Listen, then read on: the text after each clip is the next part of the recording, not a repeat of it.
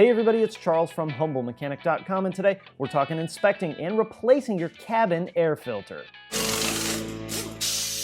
Most modern vehicles have a filter that'll filter the air coming into the cabin of the vehicle. So when you turn the air conditioning on or roll the heat on, it'll filter that air before it comes into the vehicle. And this is great because there's a ton of different grime and gunk and pollen that is in the air all the time. And without that filter, all of that stuff will be sucked right in and pumped into the cabin of your car.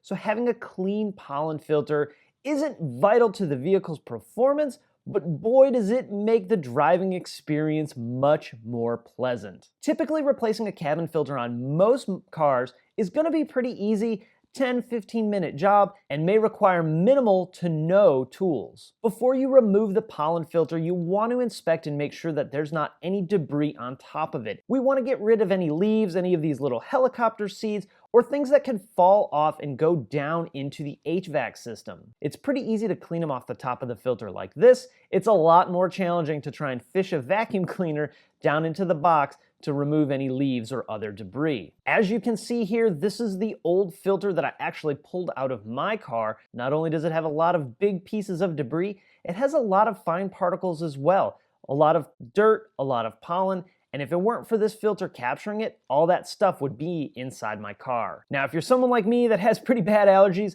this is very, very important to make sure you're replacing this as frequent as needed. The frequency in which a pollen filter needs to be replaced does vary depending on location and driving habits.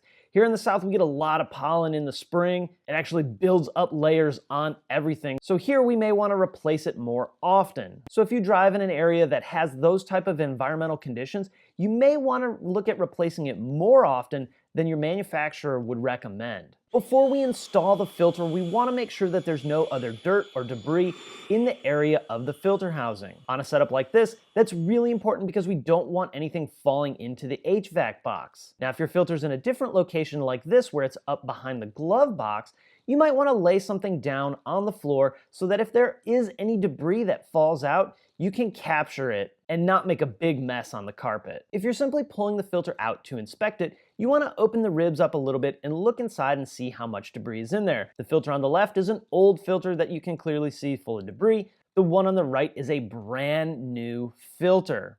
When installing the filter, you want to ensure that it's fully seated inside of the housing. Any gaps can actually allow dirt and debris to go around the filter. And it's not a bad idea to give the housing a quick wipe down just to make sure it's clean. And hey, when you install a pollen filter, this is also a really good time to clean the rest of your car and give it that overall nice, fresh smell. All right, guys, I hope that helps you understand a little bit more about pollen filters. They are generally one of the very easiest things to replace on most vehicles. And while they may not be a vital component of your car, it really does improve the experience of being a driver or a passenger in a vehicle. All right, guys, I'm gonna wrap it up there. Questions, comments, you know what to do. Hey, if you like this video, throw it a thumbs up on YouTube. I always appreciate that. You can also subscribe right here on YouTube or over on the blog at HumbleMechanic.com. Follow me on Facebook, Twitter, Instagram, and of course, Snapchat. All right, guys, thanks so much for watching, and I'll see you next time.